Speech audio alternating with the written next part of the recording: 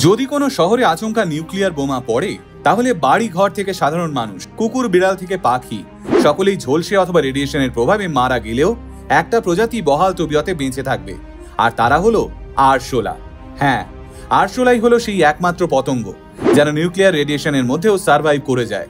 জানি আরশোলা দেখলেই অনেকেই মারাত্মক ভয় পায়, আবার আরশোলা যদি একবার ডানা মেলে উড়তে শুরু করে তাহলে অনেকের আত্মারাম খাঁচা ছাড়া হয়ে যায়। কিন্তু এই আরশোলা হলো আদতে মার্ভেলের ডেডপুলের মতো। কিন্তু কিভাবে এটা সম্ভব? আসলে আমাদের অর্থাৎ মানব শরীরের মধ্যে যে কোষগুলো থাকে তা প্রতি সেকেন্ডে একটা থেকে দুটো থেকে চারটে এইভাবে ভাগ হতে থাকে। একে বলে কোষ বিভাজন। অথচ আরশোলার একটা কোষ দুটো কোষে বিভাজিত হতে সময় লাগে 48 ঘন্টা।